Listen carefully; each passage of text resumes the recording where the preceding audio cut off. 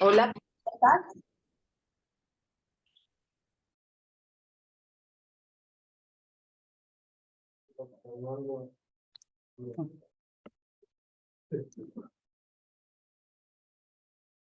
Bueno, buenos días a todos y todas quienes están Well, good morning, everyone. Minutes. Vamos a comenzar en 5 minutos.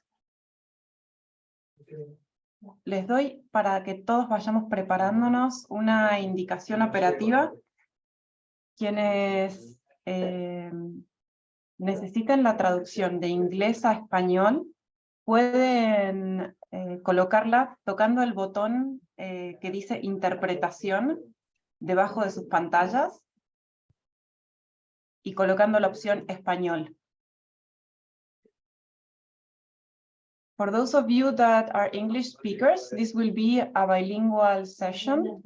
So for you to set the interpretation option, you have to look for the interpretation button that's in the lower part of your screen and check English. So if you would like to, you can check if that works right for everyone now.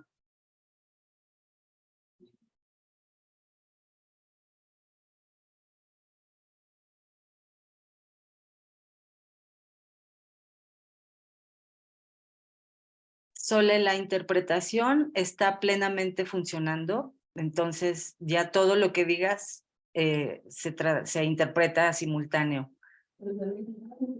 No, vendemos lo que podemos hacer.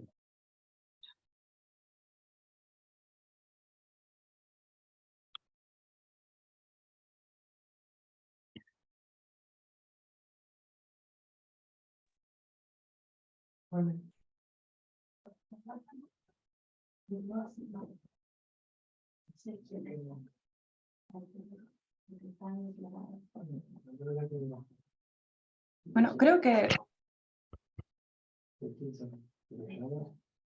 estamos casi para comenzar, ¿no? I think we are almost ready to begin. I think most of the guests have already joined. So let's begin. Good morning, everyone, and good afternoon. For those of you joining us from the other side of the world, I'm Soledad Bogliano.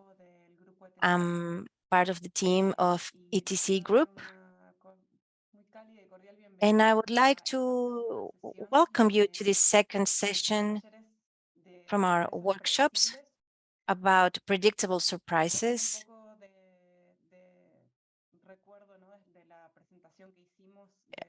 We would like to begin by remembering what we discussed last time, these predictable surprises. It is a concept we have been working on as part of a process or project that is called a long-term movement for food, which is a collaboration of ETC Group and the International Expert Panel on Food. And what we are proposing is to develop our capacities. Just give me 1 second. I would like to ask you to please mute your microphones when you join the meeting so we can hear each other better.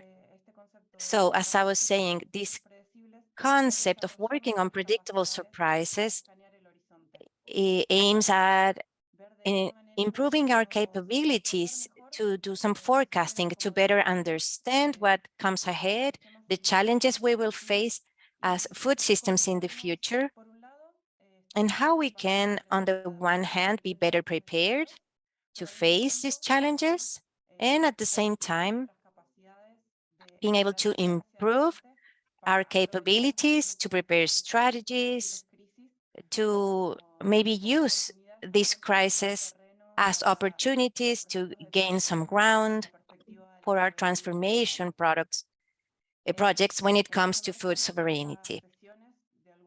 So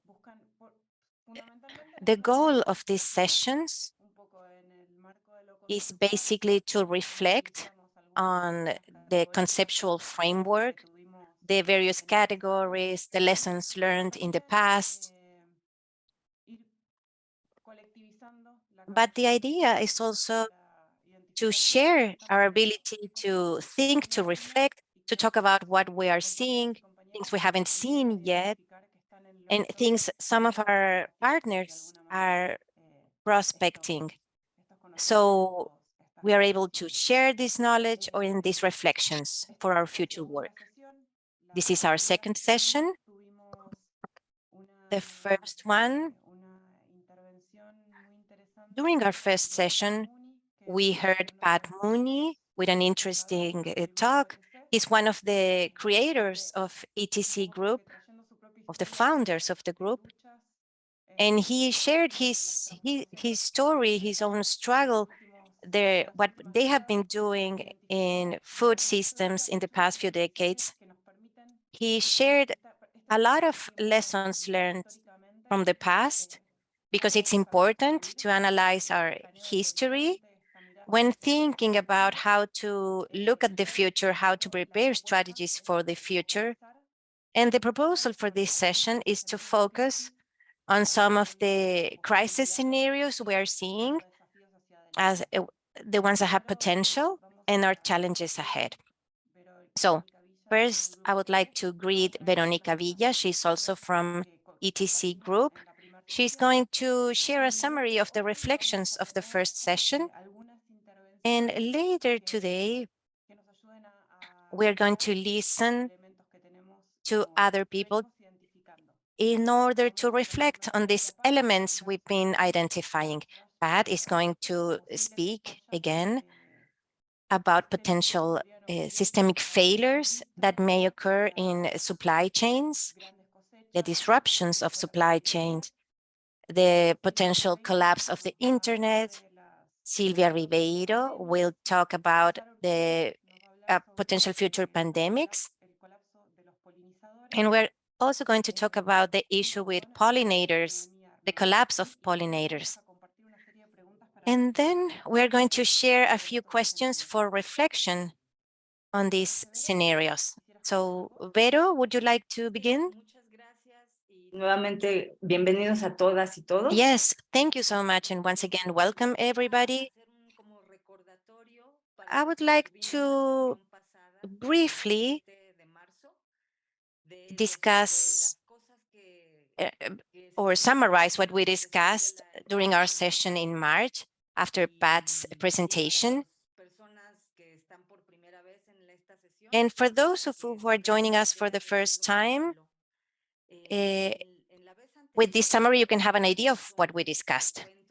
In our previous session, so Pat talked about the various struggles about food systems in the past 3 or 4 decades. Those who attended the meeting talked about topics such as the need to keep in mind the historical dimension and the structural dimension of events, of the various crises, or the victories obtained by civil society. We also talked about how all these crises are interwoven and they're all connected somehow. Elizabeth Bravo talked about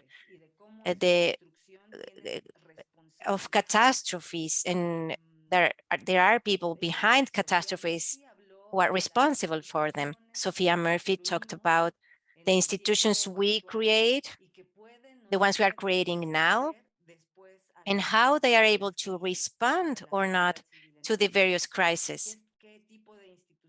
So the question is, what type of institutions are we creating? Lucas from Argentina talked about how important it is to focus on neighborhoods as political nucleuses, and how the base when talking about health and food, we need to talk about the relationship between society and nature.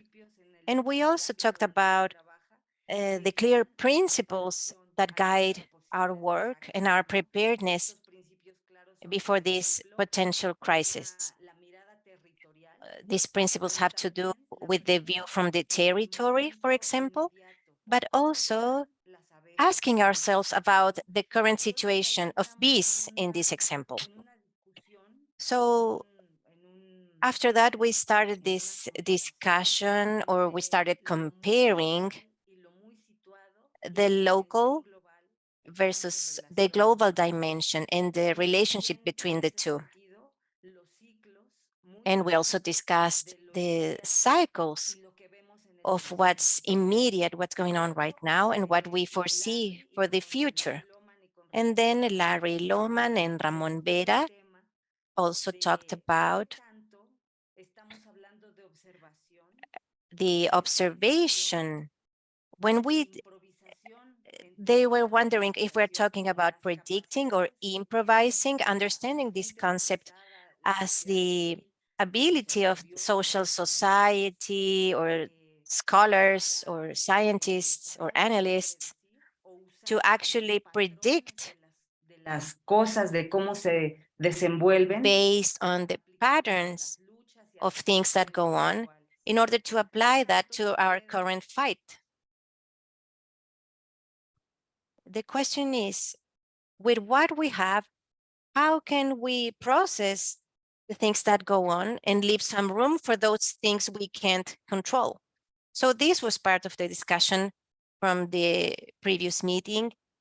And we also talked about a few things that are quite clear when it comes to this invitation, right? We would like to inspire you all to help us think about how to get better prepared and not just react or respond to the agenda of the powerhouses. The idea is to prepare creatively for a long term in order to be able to make some changes.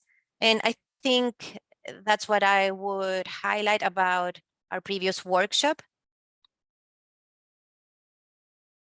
And thank you so much. Thank you so much, Vero. So now we're going to start with the presentations. They're going to be short. The idea is for these presentations to be triggers of some sort. And then the idea is to discuss how these scenarios relate to what we see in our own struggles, in what we are experiencing in our territories, and also being able to understand or identify the connections or those scenarios that maybe we're not able to foresee now. Maybe someone has some insight or intuition that they would like to share.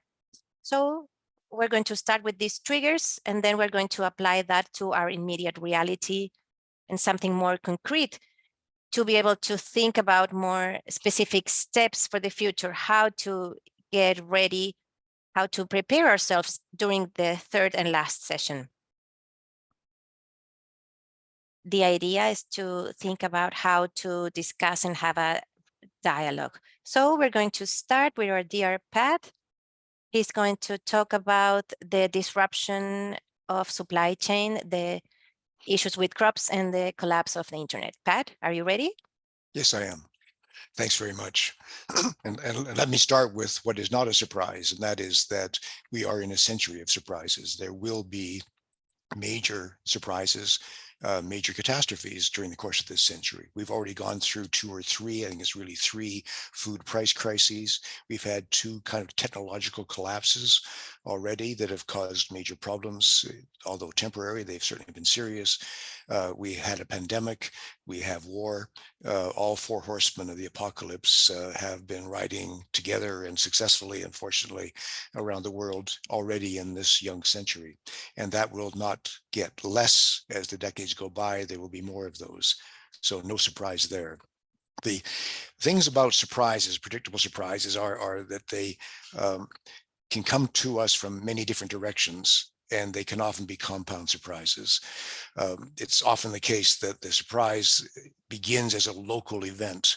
One local event was a drought in East Asia, Northeast Asia, The drought led to a migration. The migration led to war. The war between the drought and the migration and the war, there was a pandemic.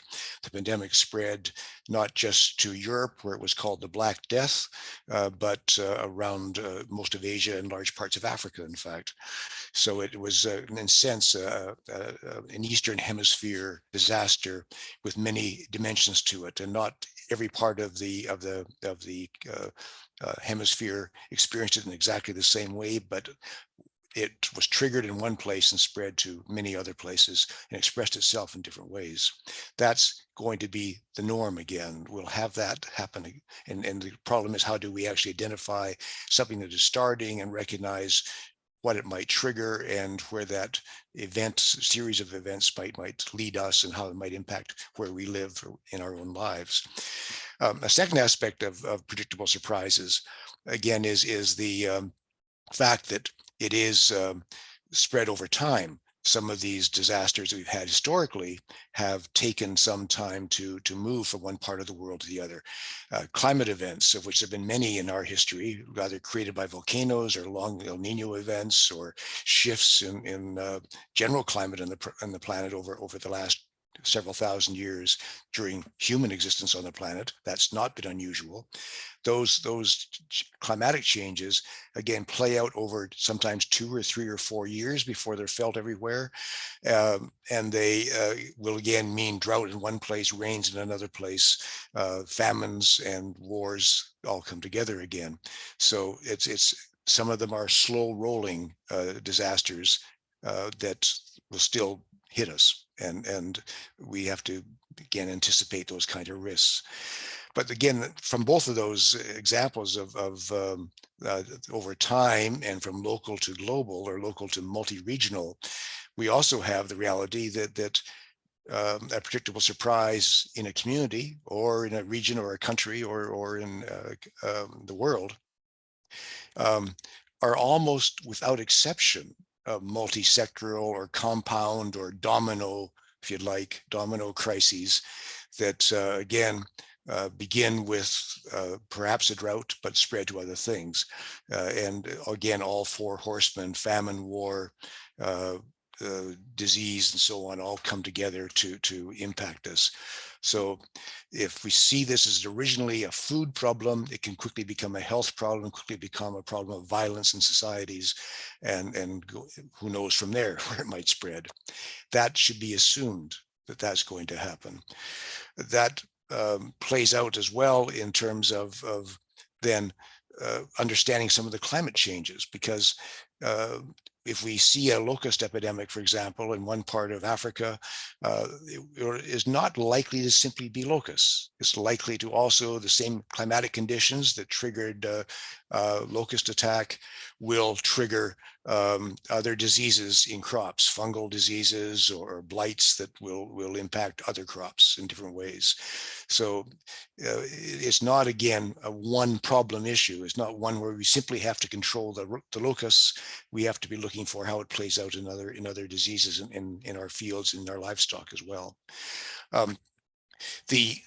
When we look at our ability as societies to respond to those, there's the question of supply chains. And we've had some real shocks in our supply chains in the last few years. And I think we're all familiar with some of the food supply chain crises that we've had in different places, and the sort of costs involved in that as well.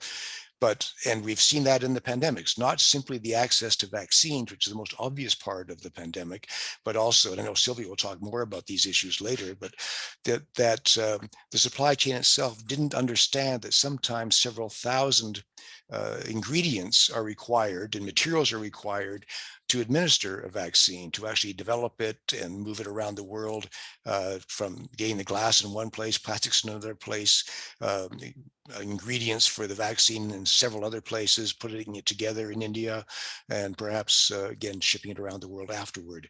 Very complicated supply chains, thousands of materials involved, and no one at all really understanding that complexity, or how the absence of a certain kind of plastic being only available from a certain company in Texas can really change the capacity of the world to address the pandemic. and being aware of that vulnerability is, I think, extremely important, and trying to understand it in advance is important. Perhaps the most classic example, the most shocking example of failures of supply chains and government failures to address supply chain issues has been around the war, the Ukraine war, where suddenly both Russia and Ukraine and its supporters have discovered that the supply chains for bullets, for ammunition, doesn't exist in any adequate way. Just-in-time manufacturing, which we're used to hearing about all over the place in every sector of the economy, also applies to the production of armaments and ammunitions. And suddenly, a system which was designed really simply to supply training programs, exercises by militaries in naval exercises or land exercises, and all ammunition that was needed was for that. Suddenly they have to be used in a real war, in a long land battle, which no one expected and no one was ready for. And we see that having a major impact now in this particular war. We found that suddenly 2 companies produce key ingredients for missiles. One company provides the motors for those missiles. And if that company goes down in one place or in another place, the 2 companies making some of the ingredients can't do it, can't gear up their supply, then the war effort stops, or it swings to even more dangerous weapons such as nuclear. So that's, if governments can't handle war successfully, they can't manage the supply chain for war, we have to assume governments can't manage the supply chains for other crises that are critical for us all around the world, whether it's food or health crises. And that, I think, least, yes, running out of time?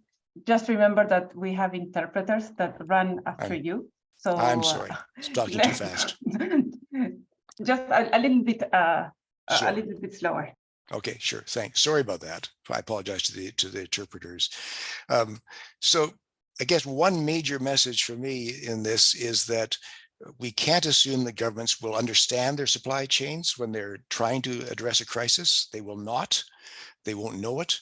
And they won't think beyond immediate disaster. They won't think ever, and whether it's the UN system looking at this in its disaster work, or a national government or a municipal government, will not think of the regulatory and legislative, legal kinds of steps can be taken to relieve a crisis. They'll think about rescuing things, getting things in place, food and drugs, but not thinking about what could alleviate the crisis if we liberated land, for example, for food production, or we changed medical purchasing practices or access to medicine issues. Those things are not things government think about, and it means that civil society has to do that thinking in advance. No one else will. I think the examples of the supply chain issues are clear enough from food and from the pandemic and from the war. The one that we still haven't really addressed, and governments certainly have not addressed, is around cyber warfare or cyber impacts of different kinds, that the big data collapses. And they don't have to be a war, they simply have to be a technological failure. And we are in this early time of big data technologies and the management of that data and artificial intelligence, reliance upon artificial intelligence. We are at a time when no one really grasps the scope of the supply chains that are involved in that. Last year, for example, one company outside of Berlin had a fire. It was the only company in the world that can make the machines that can be used to make the microchips that can be used in the digital world. The only company of scale. Its fire caused a tremor around markets in the world, and everyone was worried. This year, a few months ago, we discovered that the company that makes the lasers for the company that makes the machines, that makes the microchips, was in trouble and had to be rescued. And we didn't know it was the only company that could make the lasers, that could make the et cetera, et cetera, et cetera. You get the idea.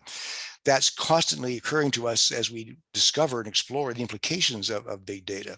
But for the global south, which depends mostly on satellite information flows, not fiber optic cables, such as in the north, there's much greater vulnerability. So we tend to think, oh, don't worry, the fiber optic cables get the job done almost all the time, and they're relatively secure, even in the oceans, though not always. We find that the satellite flow of information is much more dangerous. Both it can be hacked more easily, but beyond that, it can also fall apart more easily. In one part or another of Africa, literally every week, there are at least 3 major failures in the data management through satellites. And that impact is on whoever is on the ground waiting to get the information, the instructions, or to send information or understand markets or understand climate changes. All of that becomes vulnerable because of the failure of the satellite systems. And that's consistently happening. Elon Musk lost 40 satellites last year at one moment because of a solar burst. And that keeps on going on. We also find, of course, that our reliance on that supply chain for data goes to big data storage facilities that are often held in Iceland or Norway or Quebec in Canada, where I live. And they can fall apart, or they can be hacked, or companies can actually simply erase the information that's vital to us by accident or intent sometimes. And that again collapses the information flows that we're told farmers need to have, or we're told that the health system needs to have. Suddenly it's not available. And the whole digital strategy, in fact, that's said to be a way to make life easier for us and faster and more reliable with better, more up-to-date information, actually simply adds a whole new layer of complexity on our systems, which we don't control at the local or even at the national level, which is only held by a few companies, and companies we don't even know exist sometimes, that manage that. And we can't trust that they will do their job properly, either in terms of security and stealing information, or in terms of suddenly not giving us the information we absolutely have to have because we become reliant upon it. So the need to have an alternative to that sort of global supply chain system of data is vital. We should never depend upon that. We need to depend upon local systems. And that's the real tragedy for us now, and the real struggle for us is, how do we then, recognizing that, let's say that we come from the food movement and our interest is primarily from the perspective of the food movement, the crisis begins with a pandemic. Well, where does the food movement fit into that? How do we take advantage of that crisis? Because let's go back to Naomi Klein's book a few years ago on shock doctrines.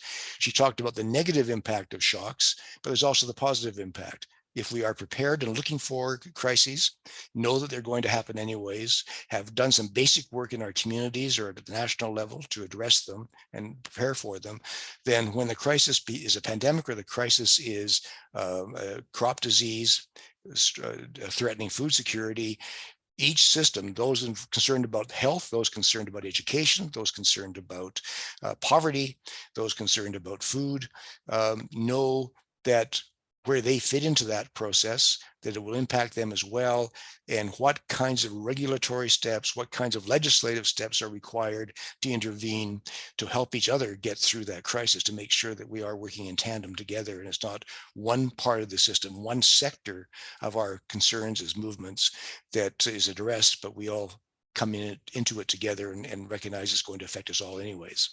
So really, that to me is the key thing, that history shows that our crises are multiple, multi-crop, multi-sectoral, that they spread from one place to another. You can never assume that it's going to be a local crisis. It could well become a global one, and that it can sometimes roll over a period of time or happen very quickly, like the Spanish flu or the pandemic we're just seeing hopefully the end of now.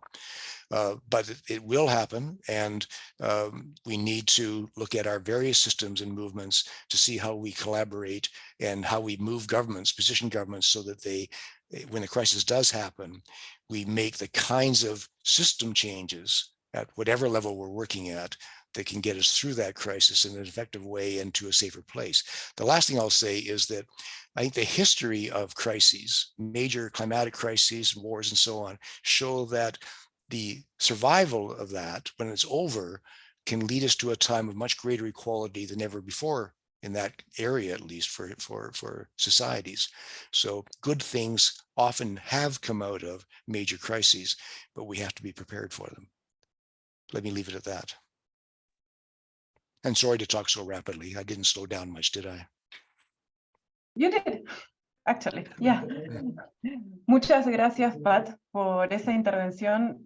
No, thank you so much, Pat, for that, for your comments. Estuvo genial para It was una wonderful. And it was wonderful, a great opening for the rest of the reflections that we're going to have. And so I think it placed lots of elements that are going to be very useful for our further conversations. And now I would like to hand over the mic to Silvia Ribeiro from the ETC group, who will introduce the themes for the new pandemics that are coming. And so thank you so much, Soledad. Thank you to everyone. And well, I'm going to try to speak slowly if it's possible. If not, I will ask Soledad just to give me a friendly reminder to just slow down.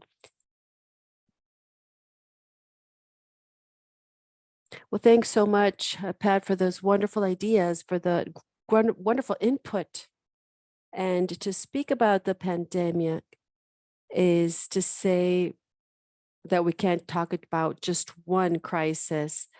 In the pandemic, we had, well, there was health problems and just maybe one illness, but we saw that the WHO has mentioned that the pandemic is practically over. And with that, they are concluding this sanitary emergency, which is the COVID-19 pandemic.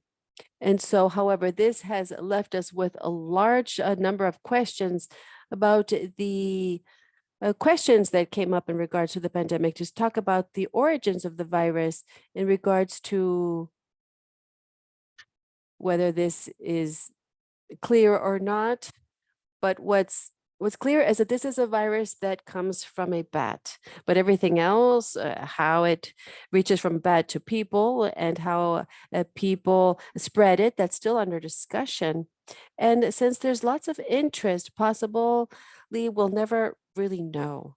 And so if it went through a lab that was financed by the US, or if it was through an animal, or from one animal to another, or if it just kind of was sped through people, but we're not going to know either, or maybe we do know, but it's difficult to understand why after 3 years of this COVID pandemic, there is no health system that is preventive or it has been strengthened anywhere globally.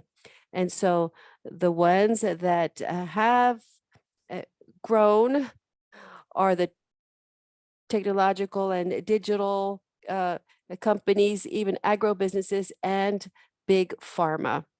They've had huge record gains.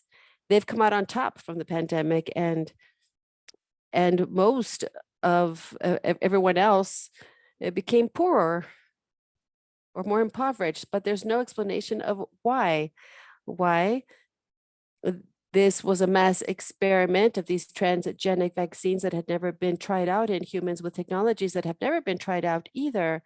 And at the same time, there were vaccines that had conventional methodologies that had been tried out as method, and we didn't know if that added any problems or not, or if not, because the control groups of those experimental vaccines were also vaccinated. And so we won't know why these vaccines were developed in the public domain, especially with the transgenic vaccines like Oxford and AstraZeneca. They were generated in Oxford, but they are sold by AstraZeneca with different contracts all over the world with secret contracts. And why are these clauses secret? Because the governments assigned that these transnational were just left under no responsibility.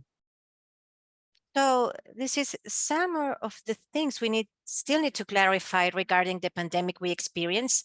And that has to make us wonder who is going to benefit from future pandemics, because some people did benefit a lot from the one we just experienced.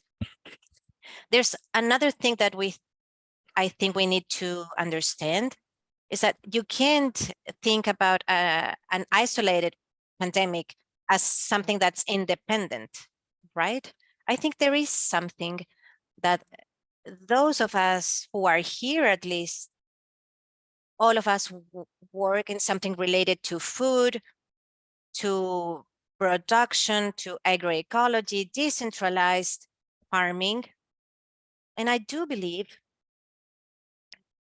that something we were able to identify with more clarity was the role of the agro-industrial system in the offset of a pandemic. That's clear because most of infectious diseases that we have today and the ones that we expect to occur, the next pandemics, have a zoonotic origin. That means they come from animals, but that's not enough. It's not just about bats or mosquitoes. It is about these agri-industrial farms, particularly pig and chicken, also cows. And these farms are actually a factory of new viruses, of new resistant bacteria, because of the conditions of rearing. Many things come from those farms. And actually, one of the theories behind COVID-19 is that maybe bats visited, let's say, these huge facilities where they rear pigs near Wuhan, the city where it all started. So with all these things in mind, we also need to remember that this pandemic didn't occur in the void. According to data from the WHO from 2020, 66% of deaths around the world were due to diseases that are not transmissible. Only 26% come from infectious diseases. And from those infectious diseases, 75% of those diseases originated in zoonotic diseases related to industrial animal farming. But that's just one small part of it. The question is, why are we dying? What are the reasons, the causes of death? Most reasons have to do with food, with malnutrition, the consumption of products with toxics or cholesterol, food that is not nutritious. And the various causes of death are cardiovascular diseases, also hypertension. Those are separated causes, cardiovascular diseases, stomach cancer, high blood pressure. Diabetes is also one of the main causes of death globally. In other issues that has to do with the food system. And other related issues, for example, respiratory diseases, basically in big cities because of pollution, but industrial areas because of the agrotoxics. So again, it all comes back to the food system, meaning that any pandemic will become or will cause a debilitated immune system around the world. And that is still happening today. So there is something that was mentioned before, but I think it's important to remember that the worst pandemic we're experiencing right now is the brutal inequity we see in the distribution of wealth and resources, but also in the concentration of power in a small group of companies. A few companies control most markets. In the agri-food sector, that's a reality as well. And Pat was just saying that this applies to other sectors of the economy as well. Technology, of course, which is the one that erupted in food systems recently, in medical systems as well, as part of the vaccines, etc.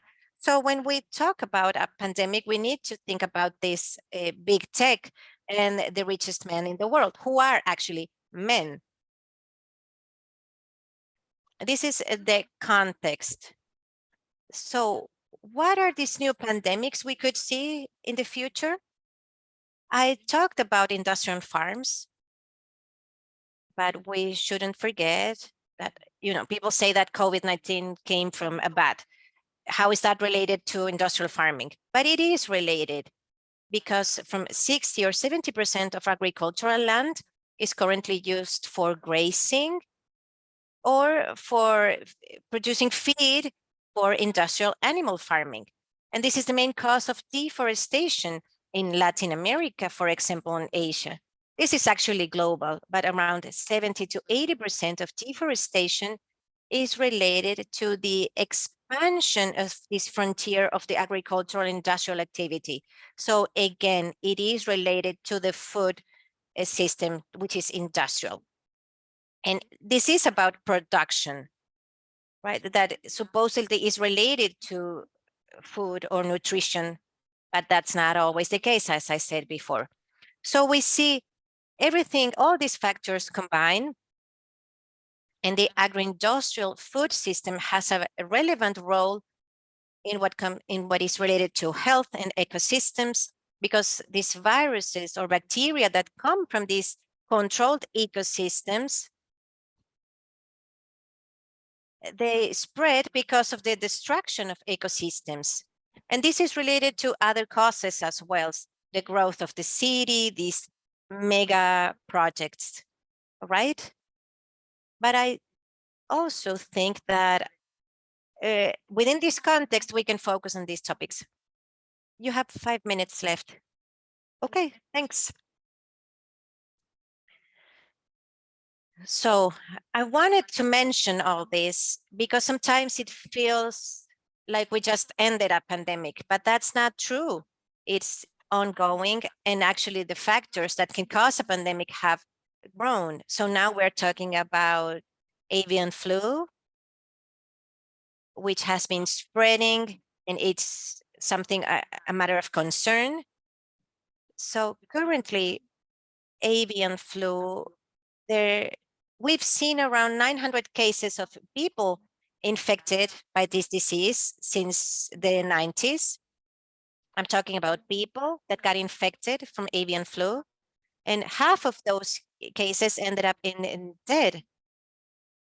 So deaths due to COVID amounted to around 3%.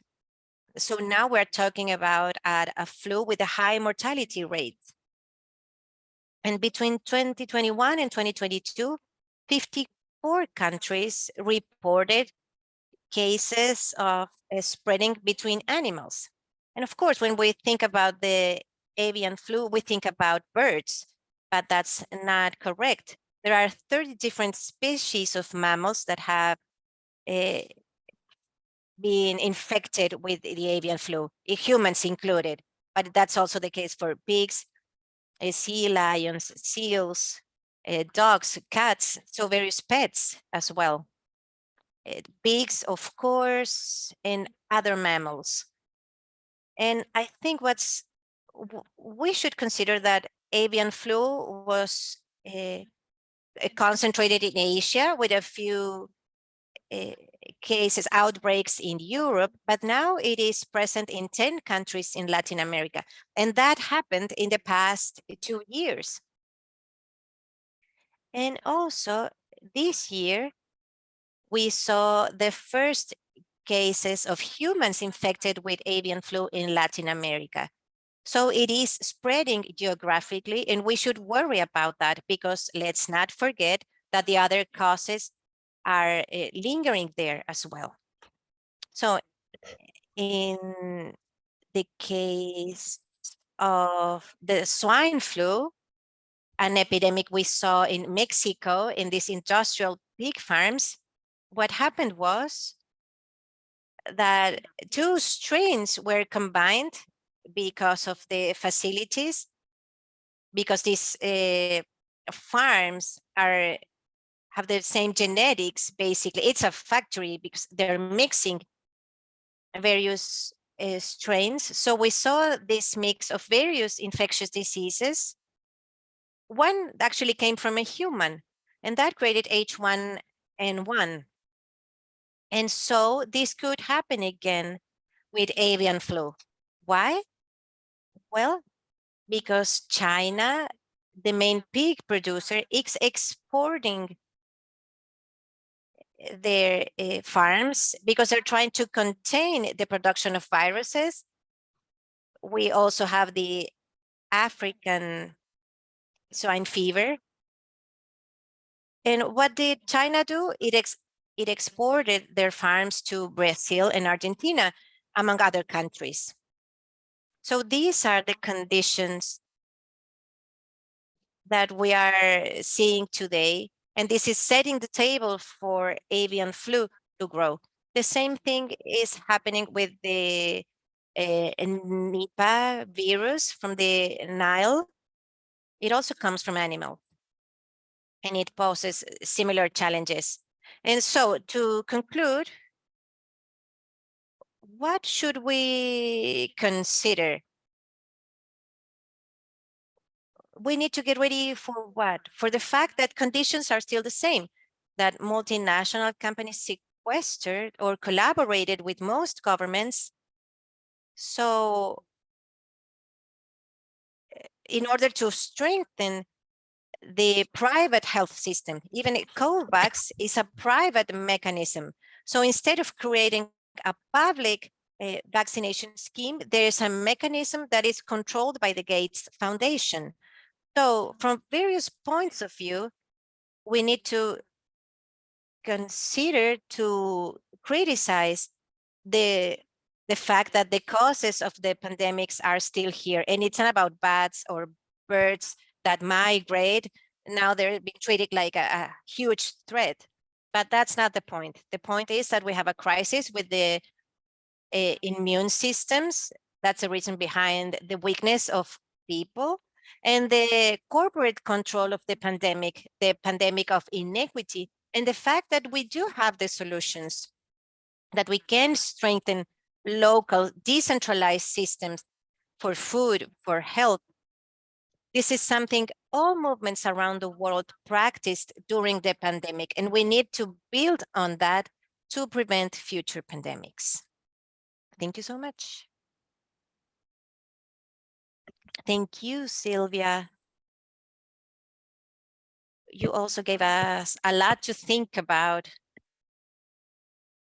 when, on the one hand, being able to understand the scenario, but also thinking about those underlying causes.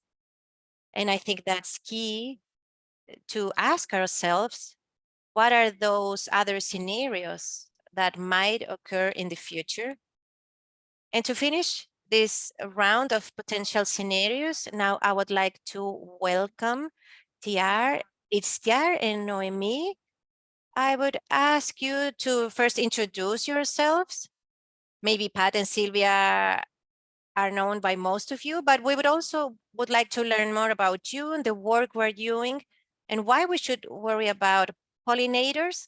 So Itziar, I think you are going to go first. The floor is yours.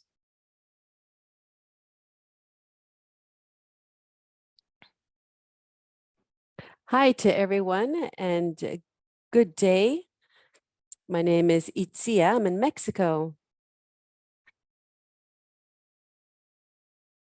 in a state that's called Querétaro. And within this state or region, I'm in the city and also in the rural area. I work in apiculture, and I go to different territories so that I can take bees to non-contaminated flowers, and also work with narrative practices where we work on different issues that pertain to territorial defense and work with different communities.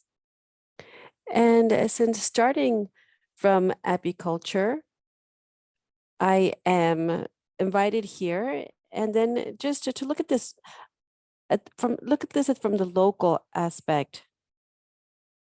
I prepared a small presentation that really pertains to looking at these scenarios, these future scenarios that are coming, and these surprises that can be predictable, and then a little bit about what is affecting us lately in the last few months. from 2023, which I believe is going to be, unfortunately, more common, and we have to be prepared for that. So I'm going to begin with my presentation. So we go into the beekeeping area. And so here we starting at the base of the hives. There's millions of bees. They're dead and they're turned into dust. And we begin to look at all of them. And 25 columns or 200 columns or maybe 45 columns, 115. There are just a few around the region. And we call each other from different points of the country. And it began to occur globally. And so we wanted to be calm. And the uncertainty has been instilled, and cold drops begin to fall. And we go back to the beehives and we speak to our colleagues, and this sense of concern invaded us, then a massive death of bees. And we spoke every day over the phone, and we mapped out to really understand what was happening around the territory. What is going to happen to the bees is going to happen to us. What happens to them will happen to us. Mass poisoning because of agrotoxics. And if we look at the law of pollinating protectors and the also vaccine programs, etc. But we have been debilitating this because of instrumental insemination of bees. We didn't understand anything. We didn't understand the rhythms of the bees, their times, their context that makes this seeding. This is like a dance in the air. This is how we inseminate these bees, where they can lay their eggs in a natural way within the hives. We select the productive being. We want to privilege production. And so therefore the vaccine, in order to evade illnesses that were telling us something, they were just warning us about the contamination of our lands and soils. And what is happening to the bees is happening to us as a race. Who is going to pollinate with them? All insects. And how we're going to intervene as a species that has an effect in the territories. Now, with them, we realized what was happening. We observed these queen bees. We observed the bees. They were indicator. They didn't become just a number. It was just one more statistics. And we didn't understand how that was being expressed in a quantifiable way. Without pollination, there's no reproductive cycles of plants with flowers. There's no food. And now artificial intelligence has more relevance in insects, and the effects are territorial.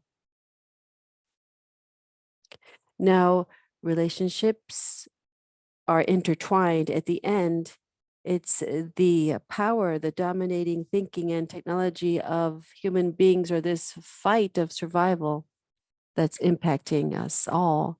And with technology, we have really wiped everything out. And realizing that with this massive death, how we all belonged to a network of relationships, an intertwined network of relationships. Well, I would share that that text, because here we see these different points that starting from pollination and starting with the life of bees, it addresses all of this. We can see the core poisoning, the poisoning of lands and soils and territories, and how it affects all our different flora and fauna. You could see how pesticides affect our fauna and flora and fauna, and also the debilitation of our immune system, which is also present in all animals. And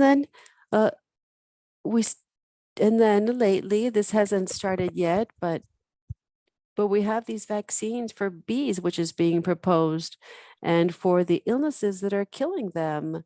Now, we do believe that this is going to have devastating effects. That in the first place, that maybe it will be the only pathway, or it will be presented as the only pathway for bees to become resistant. But then if we talk about resistance, this is going to really be linked to the debilitation of the species. And so also the total dependence of technology, or how technology will be more relevant, and how this is impact different parts of the world. But in Mexico, supposedly the law of against for law for pollinators, it's not just looking at all the legislation that should be abided by all companies without any type of margin, or well, they can use agrotoxic pesticides, and even within the same regional state that can use agrotoxic pesticides. So it's not standardized. And also genetic manipulation with the plants is having effects on these pollinators. And we work with bees. Us beekeepers, we see the specific cases coming up. And this year we have in the webpage of Bees Working, we have one way, we have a survey where we are just gathering the massive deaths cases. We are gathering all this information, and we have this coming up. We have maybe around 200, 114 or 15 different areas of the world have these deaths of entire hives, and it's very constant. And then on the other hand, the illnesses that we see in bees, this is a combination of many elements, not just a weakening that is present, but this is something that we are facing. We're looking at the food of the bees themselves, or the nectar of the bees themselves. And what Silvia said, this is what we are applying to bees as well. We understand that we have to strengthen the immune system of bees. We have to understand how this works as well. And let's just say that the answer is in the territories, in the soils, and how we can work with this in the best way and the healthiest way. But there is a war of contamination in the territories themselves, where we're trying to grow food, and this is crazy. And this is food that's as close as it can be to nectar and to pollen, because lots of territories are already very contaminated. So I just had about 5 minutes in order to share this. I wanted to respect my time. Thank you so much, Siad. And just to complement it to what you just mentioned, we also have another speaker. We have Noemi Arnold. Hello from the other side of the world. I'm Noemi. And I'm from Switzerland originally, but I have been working for the past 16 years in Mexico. And in the past 12 years, I have been working with bees. And from this standpoint, I want to talk about the problems we are facing as beekeepers. As Itziar said, the bees are under enormous stress, and due to different reasons. Now, globally speaking, what is happening with all pollinators and how they are impacted by pesticides, insecticides, deforestation, transgenic modifications, and that is also affecting bees. But there's additional points that maybe are not well known. First, I need to discuss that the bees in Aguijón, they're very local bees. They really depend on their climate, of the altitude. It's not like the common bee. And here we see, here we can see how they adapted to different altitudes. They have natural distributions that are well defined. So we're talking about stingless honeybees here. And so there's over 500 different species that are in different regions. So in Mexico, we have 46, and they have a different niche, each different type of a bee. And the first point that really concerns me from the start of my work is the destruction of wild nests in the state of Oaxaca. And we understand what is happening and where these bees are located and how this is being addressed. We found that in many communities, they still they understand the medicinal properties of these bees or the honey of these stingless bees, and that's being used a lot. However, there has been a loss of knowledge in how to manage them, and that really led to the situation that many simply go to the forest and they capture the honey from these hives, and lots of these hives then disintegrate or they die out. However, the promotion of beekeeping of these bees is going to be the solution to some problems. It sounds wonderful. However, the truth is that in the past few years, starting from the boom of this beekeeping and the use of honey, this production is having a dramatic effects on bees, and it's causing lots of stress on bees as well as the ecosystem. And one is because the big question in the promotion of beekeeping is to where to have hives in order to cultivate them. And so these hives are in the forest.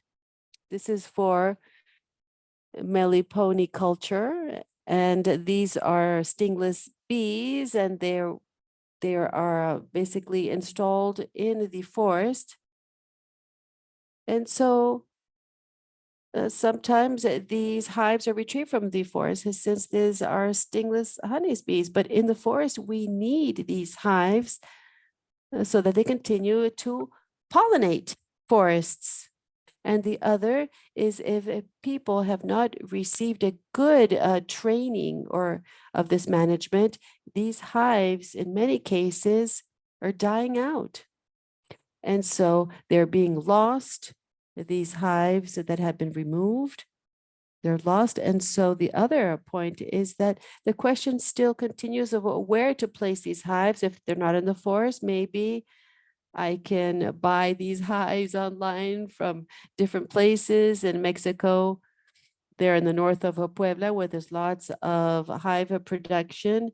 In the Yucatan Peninsula, where there's lots of honey production, they say, okay, someone from Oaxaca is going to order some from Yucatan to be delivered to Oaxaca. However, that is a movement of hives without their outside their natural territory, and that movement can cause lots of problems. What's most obvious is the death of hives of a lack of adaptation to different climates. There are many species. Some species can adapt to different climates. However, it can cause a disbalance of species. We still haven't seen that, but we have seen that in bumblebees, and that has happened because of a displacement or transition from a local species to another area. Another area of concern is the transmission of diseases and parasites. We have one example of the acarus from the Apis mellifera, the European honeybee. This acarus comes from Asia. It was transported with some hives to the entire world. So now these mites are an issue around the world. In Switzerland, for example, most indigenous hives were extinct because of this. So now you only have the ones that are artificial, and they need to use drugs and different solutions to keep their bees. So now we hope to prevent this issue for our native stingless bees here. And another point of concern is the lack of genetic diversity. That's another complex issue. And it's still hard to demonstrate, but it has happened with other species. And with all this promotion of meliponiculture, we also see another source of concern, which is how to promote it. We need to handle this exploitation. It's the same case for the European honeybees. So basically the question is, are they going to become weaker and more susceptible to diseases? So the handling of bees is based on the knowledge of our bees. So the question is this based on bee culture, on what we know? And without considering the differences between traditional apiculture or beekeeping and this meliponiculture. So those are some additional sources of concerns when it comes to bees in agriculture. Thank you so much, Noemi, for that information. I think we're seeing three main scenarios, right, that are intertwined. We see a connection from what we see as a big picture and those underlying problems related to food systems because of the way of extraction, how these means of production are appropriated, industrialized, and the relationship we see with the appearance of new diseases because of the industrialization of the food system, because of the appropriation of the territories and the destruction of the environment, and also the difficulties of the food systems and how this can lead to pandemics. So now the proposal is to open the floor for everyone to participate. It's not such a large group today, and all of us here have knowledge. So the idea is for the conversation to be quite horizontal. And the question we would like to pose or ask to the room is, on the one hand, what is the connection of what we just heard? This has to do with the scenarios we see approaching our territory. The question is, are we seeing this already? And also, what should be other scenarios we should discuss or focus on, because those scenarios are the one that we see for the future. And something that can be a contribution to this collective scenario, you can signal that you would like to talk, and I can be the moderator so everyone can speak. So I have Hugo here. If you can say your name and where you come from, and then we can continue with the discussion. Thank you so much. I'm Hugo Melgar. I'm originally from Guatemala, but I work as a professor at the Human and Nutrition School in Montreal. And I'm also a visiting professor in universities from Peru, Brazil, Colombia, and Mexico. I focus on food security. So that's why I was invited to this meeting through a network that's related to the movement of those who have no land, the Sin Tierra movement in Brazil. So first of all, congratulations. I've heard so many things and I have so many ideas because I'm a scholar, I'm a researcher, and we see all these topics from various points of view. So I wanted to say something about that term that I thought was so interesting. The idea of the predictable surprises, and I would like to connect that with food systems and hunger in particular. So there are some things we do not see because we lack some information.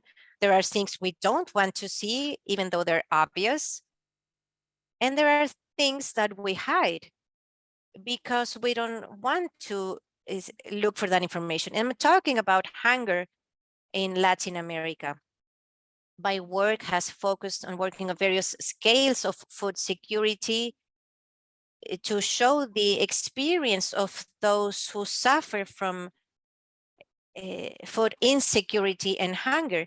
And this goes in opposed to international data because they talk about Latin America, with the exception of my country. Everything, the whole continent is green. That means we produce enough food to feed twice the size of our population. But there is hunger in Latin America, that is obvious. So these measurements that we call the voice of those who are hungry, or the voice of hunger, this has allowed us to identify another magnitude of the issue of hunger. So the latest UN reports show that when we use these tools, we can see that at least 40% of the population in our region is actually experiencing hunger or food insecurity. And that these does not include the less severe stages, so to speak, of food insecurity. So when I was listening to Pat, I was fascinated by that, how he intertwines all these topics, how they're all related, because this is an issue that's at the base of most of the crises we've seen, and the movements and the consequences we are experiencing in Latin America: war, violence, dictatorship, migration. That's all related. And I don't want to take too much of your time, but I would like to finish by saying that 2 weeks ago, we had a meeting in Mexico City with scholars or professors from 8 Latin American countries, from Mexico, of course, and Argentina, Uruguay, Peru, Brazil, Panama, etc. And we are working on a topic that we believe can help us demonstrate or showcase the experience of those who have no access to water. I mean, they have a faucet, of course. They have that in their homes, but nothing comes out of it. And the quality of water is not good. So that's another topic that it sounds obvious, but I think we also produce more predictable surprises in the future. Thank you so much. Thank you, Ramiro. We never have enough time, unfortunately, but what I wanted to ask was for you, because the idea is to be able to systematize all this work. The idea is to get some feedback, ideas to move forward. So, because we think this is key in order to build this collective idea, right? I have Jamil waiting, then Fernando, and then Pablo. Jamil, please go ahead. Good morning, good afternoon. I'll try to be brief. I heard Pat with attention. I'm a consultant working in computing systems. I work for an Argentinian telecommunications company, and also for a cooperative that produces cattle.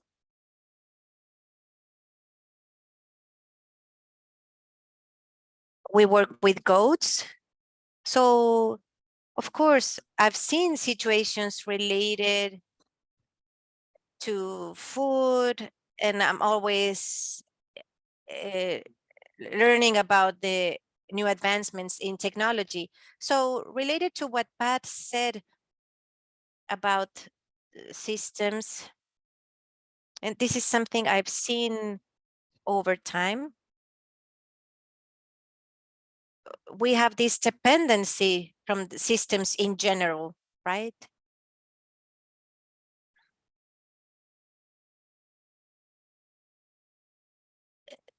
So, and we think these systems are needed, but it does not always the case. When you develop a systems, you can add your own requirements to the system. And one of those requirements we could add based on the conversations is for the systems to be resilient in when a catastrophe occurs. So that opens new questions. For example, if there is no electricity, what would happen with the system? Or if there is no internet, how can we facilitate the system to keep working without depending on those inputs? So I think it's important to ask ourselves that question when analyzing different systems, from internet connection, the one that you pay for, if you're part of a cooperative, of a communal organization, you need to discuss that as well. And then you can decide what option you're going to choose in case of a catastrophe, because the goal would be to be more resilient. So that's related to what Pat explained earlier. And I think that applies to different scenarios and cases. It applies to cell phones, the apps we have in our phones, the security of our messages, the privacy of the messages, the apps we use. Does it go through WhatsApp or one company? Or do communications go through other systems that can guarantee the privacy and security? That is something we did not cover, but it's being discussed as well in the world of IT. There is some progress. Maybe it's not as fast as it should, but we're talking about cryptography. In 10 years from now, we expect to have quantum computers that will be able to break or go through all the security measures we have in place today. But I mean, if these systems have no security or measures to protect from quantum computer, then it could be more dangerous to use your credit card, for example. Your data could be subject to a breach, whether it is your ID, your credit card, or other private information or confidential information. And of course, being able to own your own data and protect your own data is also important. Data sovereignty is the concept. So I think that's another topic we should consider. And another topic that was mentioned many times, we've seen progress in the last year. It's been very fast, actually, that, I mean, even Elon Musk didn't see it coming. And we're talking about AI, of course, and the progress in these language models, the ability of these models and the versatility of these systems. It's not just useful for chatbot, but also to recognize images, create images, content, video, and all of that happen in the course of a year. And we don't know, because of the speed in which this is happening, we don't know where we will be in 2 years from now. So I think that's another urgent topic to discuss, and we need to pay attention to that when it comes to technology. And that's it. Thank you.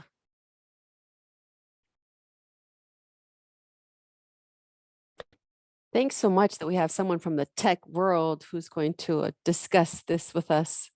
Now, Fernando, the mic is yours. Hi, good morning. Thank you so much for all the content of this workshop, and thanks for sharing your knowledge. Now, some things that really come up in regards to what I've heard this morning, And a contribution that I think that's also complementary to the discussion of pollinators is that there's strong evidence of the importance of pollinators that are not bees. There's many. And there's evidence that's been systemized, international evidence, and here in Argentina as well. And lots of researchers like Garibaldi, for example, that can prove the importance of pollinators that are not bees and how that importance is, it complements the importance of bees, and that's placed intentionally in these productive systems, and also the link with the diversity of cultures and the difference, the huge difference that we have in monocultures, mono harvests, as well as diverse ecological crops. And so here we have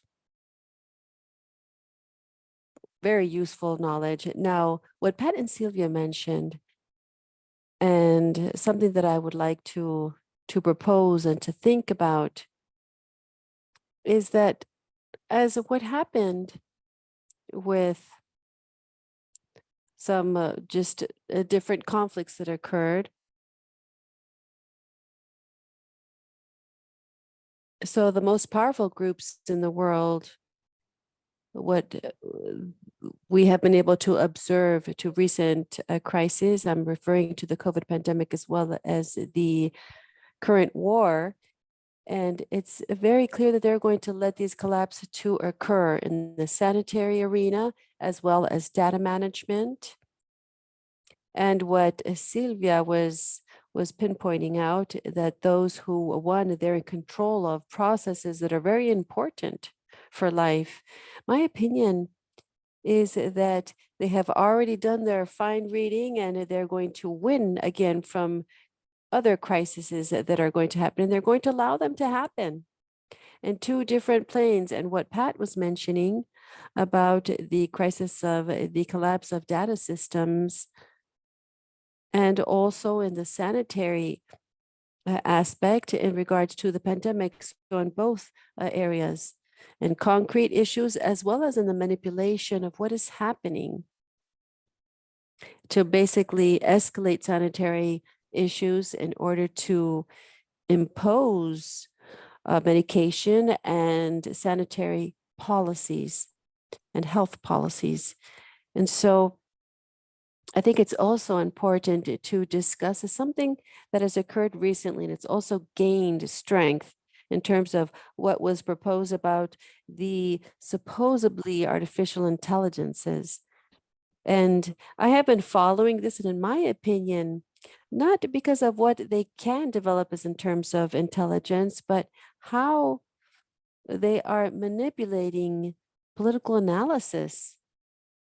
Now, these technologies are used so that where people can believe that problems can be solved with these technologies. They're just being efficient in conjugating verbs, language models, language structures. So they're not really producing new knowledge, or they don't have the capability of producing knowledge or solutions.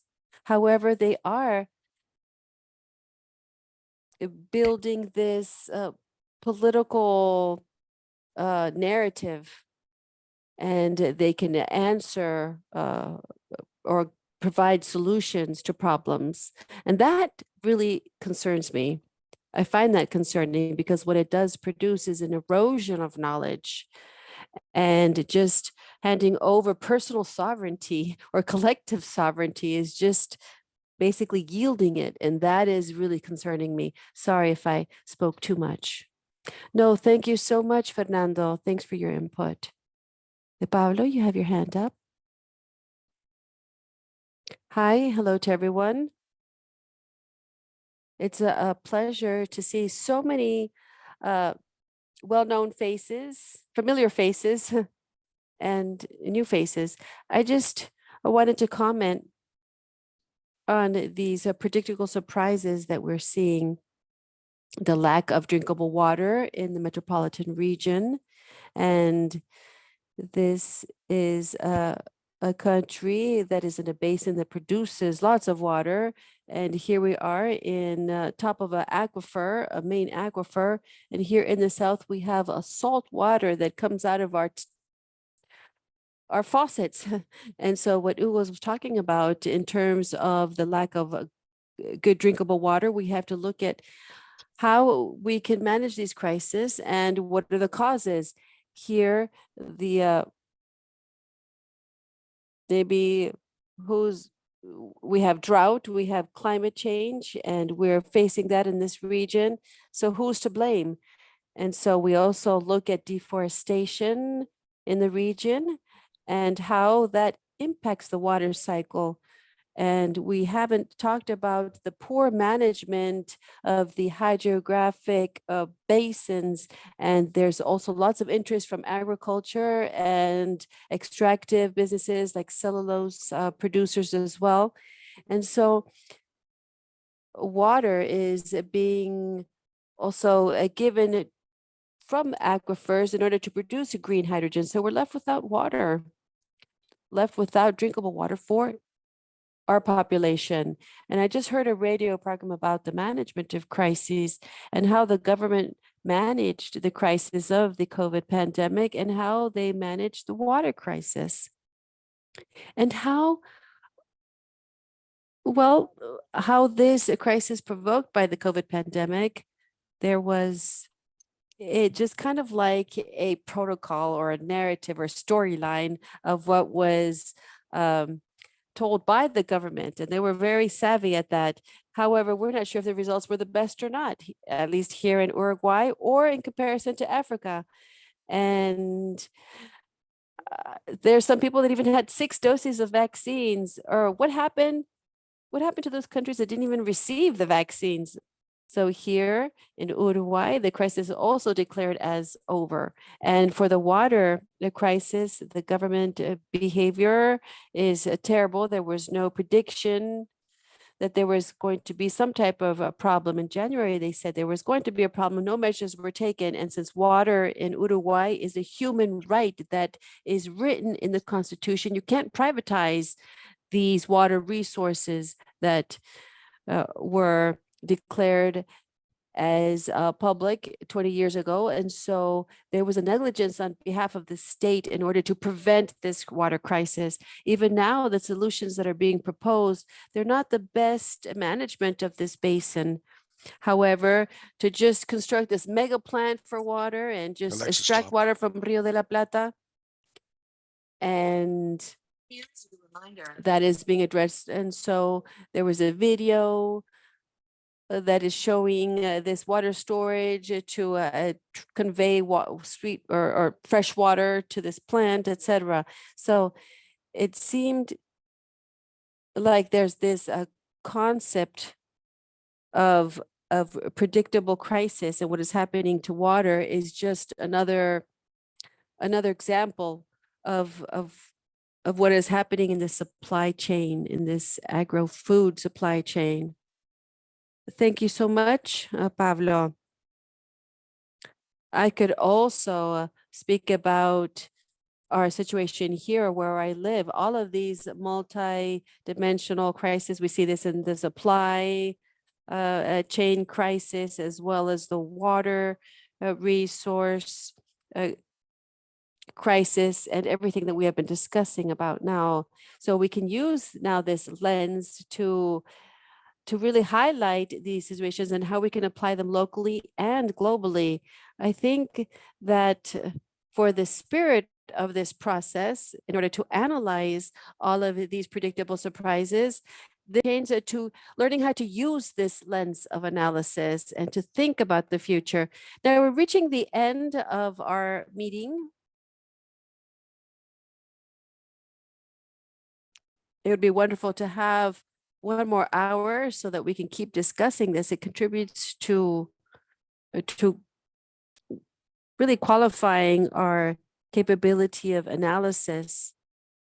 But the idea is to work on these contributions from the first session as well as the second session, so that we can have a third session where we can focus on what the next steps should be so that we could be more prepared, how we can prepare ourselves for some of these eventual scenarios.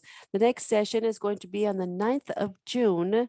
There's a first work of the systemization into what Pat had mentioned. This is something that's being shared, and also a systemization of all the contributions that we're also working on so that we can have a second input.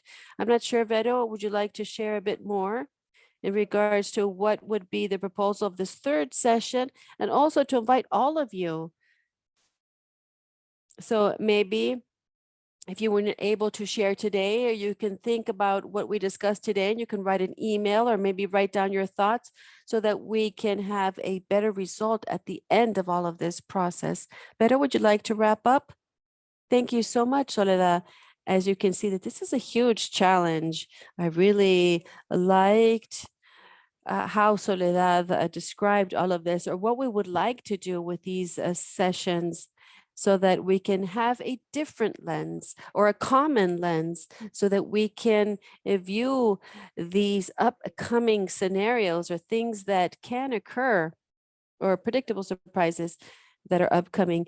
And how are we deciphering these signs that are evident, and what is still lacking in our organizations and our movements and our fights against these changes, and how we can face them or mitigate them or not, or be left just not ready.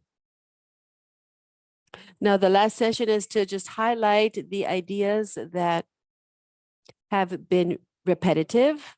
For example, the issue of water didn't come out as much last session, and now it was brought up, and there was a description of a possible trend or a catastrophe and how water is managed, and the specific issue within digital technology, and the issue of data as well, and power.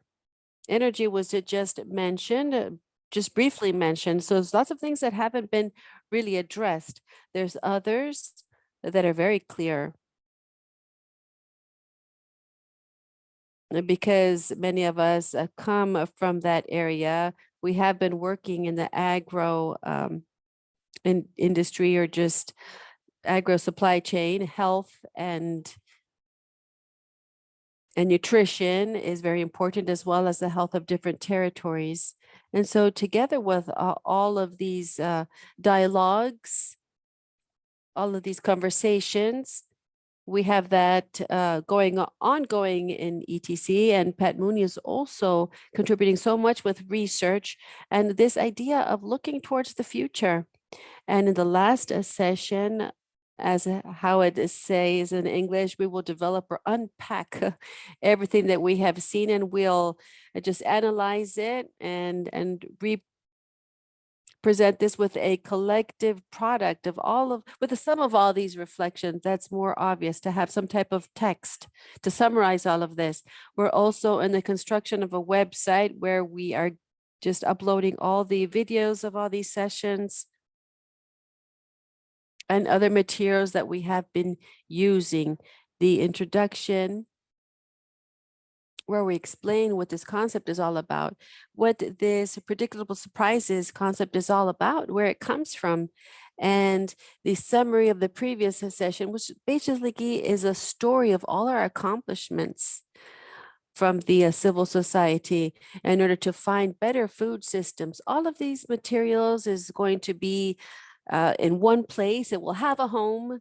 You'll be able to retrieve it from one single place. And the idea is that if the group persists, if we're able to have a good communication, even after the last session, then maybe there'll be one case we would like to analyze in more detail.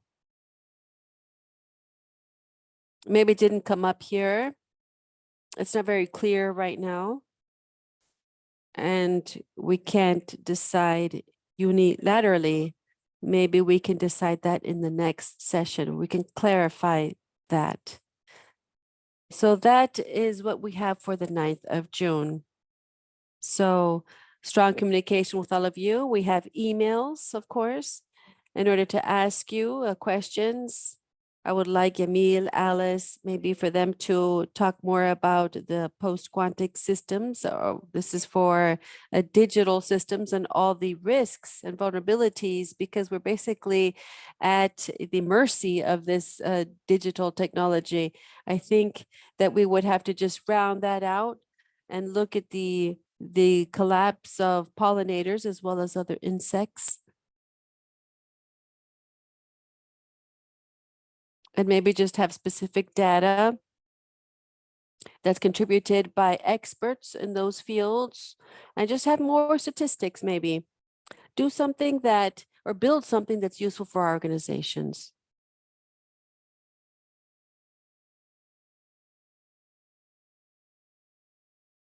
I don't know if maybe Tom, Silvia, Soledad, or Pat would like to comment something. I would basically would like to remind you to be here on June 9th for our last session. So you can also see how we summarized all of your interventions here today, all of your comments. Thank you, Vero. I don't know if maybe someone else from the team would like to say something. We've already overextended for 8 minutes, so I would like to try to respect everyone's time, but I would like to invite you all to react maybe outside the session, right? Because sometimes it feels like we didn't get to any comments. I got an email from Fernando saying we need to look at this or that. Let's not forget about that. So maybe we can have that exchange in the next few weeks to bring more ideas to the last session. This is a space that's prepared by us, but the idea is to get more from you, to think about the priorities we should focus on. So maybe you can send an email, you can call us, all of that helps.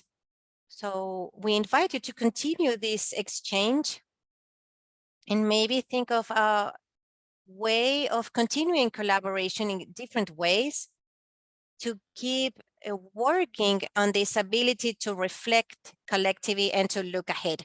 I think that's the invitation for everyone. And I think we can end here. We'd like to thank everyone for their time, for being here, and we'll see you in a couple of weeks. Thank you. Thanks, everyone.